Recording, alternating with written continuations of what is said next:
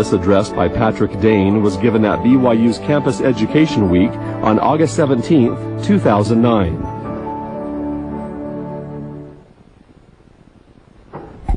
Good morning, brothers and sisters. My name is Patrick Degn, and the subject we are going to be discussing this morning is the Book of Mormon as a type, our personal journey to the Promised Land. Typically, when you hear that phrase or that word, a type, or a type and a shadow, most people have no idea what you're referring to. It's actually a reference from King Benjamin in the Book of Mormon itself. Many people, as well in literature, understand not only what types and shadows are, but the idea of a foreshadowing of something. I would like to begin, actually, by sharing something from the Book of Mormon itself with you from 1 Nephi, because the Book of Mormon is not a neutral book. It's not a book that simply wants to lay out the facts and let you decide how you want. This is what Nephi says about what his purpose in the Book of Mormon actually is in terms of his writing.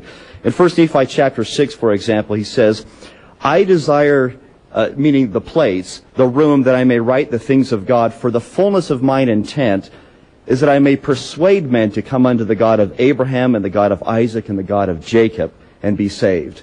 That's his point, is he's seeking to persuade us to believe in the God of Abraham, Isaac, and Jacob. That's the purpose of the book itself, is not to be neutral on these issues, but simply to persuade us that Jesus is the Christ, the eternal God. And so what I'd like to do with you actually is illustrate this in a way that's maybe not as plain and precious, but do it from a level that is found throughout the Scriptures, not just the Book of Mormon, but as well as the Bible, a style of writing. In other literature, it's called prophecy, but not, we'll get into this in just a second, not the classical form of prophecy, meaning a prediction and a fulfillment, but a prophecy, meaning that a pattern is established. A type and a shadow, therefore, would be a foreshadowing where an event occurs and it seems to foreshadow some coming event. But always in the Scriptures, if it is a prophecy, in the Hebrew sense of prophecy, it is a foreshadowing of the coming of Jesus Christ, or the foreshadowing of his mission in some way or another. And so what I'd like to do is begin by actually going over basic rules of scriptural interpretation. The first two we're very familiar with in terms of scriptural interpretation. In fact, the first one, scriptural interpretation, is simply that, interpretation. Some people in the scholarly world call it exegesis, where you actually take, this is what the text actually says, based upon the history, the context, the language. This is what the original intent of the author actually is. That's just basic scriptural interpretation. Now, what the youth love, and what most people love, is where you take that from scriptural interpretation to a higher level.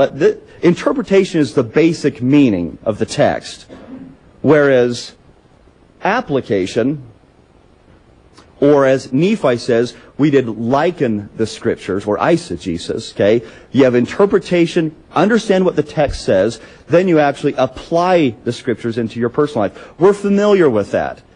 Many of us know how to do that in seminary. That's what we try to teach the youth to do, is to first interpret the Scriptures, then you go to applying the Scriptures into your daily life. Interpretation, them, there, and then. Application, me, here, and now. That's the basic idea of scriptural interpretation. What I'd like to do with this, in terms of types and shadows, is here's the premise.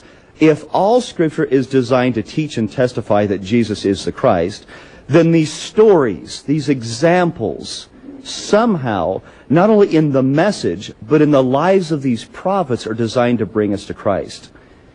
That's the third way that we are going to discuss scriptural interpretation, is the prophetic level. Now again, not prediction fulfillment. If you ask most people in the world, what is a prophecy? Most people would say, well, someone prophesies something and that comes to pass in the future. That's the classical Greek Roman model of what a prophecy is. What I'd like to do and illustrate is not the classical model, but the Hebrew model. One that comes out of the Bible itself, which is a pattern is established. Some event happens. And then, to paraphrase to quote C.S. Lewis, He says many times it's more important to be reminded than instructed. And so a pattern is established, and that pattern will repeat itself over and over and over again. It happens all the time in the Old Testament. Isaiah, for example, in his judgments on the heathen nations, Assyria, for example, is a type or a foreshadowing of what the end times will be. Or Babylon. Or the most famous example of all that most of us are familiar with is the story of Abraham and Isaac, where Abraham takes his only son, as the scriptures say, to offer him as a sacrifice, a foreshadowing of the coming of Jesus Christ and his sacrifice of the Father and the Son. So these are foreshadowings, or types and shadows, and these stories are meant to illustrate, not necessarily establish. Types and shadows don't establish doctrine, they illustrate doctrine. If doctrine is to be established, the prophets just simply teach it plainly, and plain and precious is what Nephi said. But types and shadows, the stories, the prophecy level, where you look at the pattern and see what it teaches, that's something that illustrates the gospel principles that are established plain and precious. It's like the color, as it were, that illustrate the black and white outlines. So what I'd like to do with this is actually have you look at one scripture in particular, Hosea. If you look at the one from Hosea chapter 12, now I don't know if you're like me, I have to sing the Old Testament song to find books in the Bible. It comes after Daniel, Ezekiel, Dan, Hosea, Joel, Amos. If you go to Hosea chapter 12, this is one scripture I'd actually like to look at with you from the Old Testament before we begin. Again, it's Hosea chapter 12. Hosea chapter 12, verse 10. The Lord teaches, I have also spoken by the prophets. I've spoken by the prophets. I have multiplied visions. And I've used similitudes or likenesses. That's what similitudes are. But this is how, the last phrase, by the ministry of the prophets. It's not just what the prophets teach. It's their lives. As you look at the lives in the illustrations that the prophets choose to put in the scriptures, there's something about their ministry that is designed to bring us to Christ. For example, today we're going to be dealing with the story, well, 1 Nephi itself. That book of 1 Nephi. Full of stories. In fact, I wanted to use 1 Nephi specifically because we're mostly familiar with that. Well, we're familiar with 1 Nephi. If we're to ask most people, tell me anything you know in 1 Nephi. I think most people could come up with 3 or 4 things in the church. No, I can tell you what's in it. There's a Liahona, or there's a boat, or there's that story of the brass plates. But if I go, tell me what's maybe in ether, now we're testing it a little bit. Maybe some of the adults or some who've been able to get through seminary. Or how about Habakkuk? Tell me what's in Habakkuk. Or Zephaniah. See, some of these passages of Scripture we may be unfamiliar with because we're just so focused on the Book of Mormon, which is a good thing. And yet these prophets, some of these more ambiguous passages of Scripture are using these very similitudes, where it's an illustration that the Lord intends us to plumb the depths of to see what it actually is. And so what we're going to do with 1 Nephi is actually take it through the Hebrew pattern prophecy. Many times you hear that spoken. It's a pattern prophecy. It's not something new. It's a pattern that's been identified. And here's the basic pattern prophecy that we'll be going through today.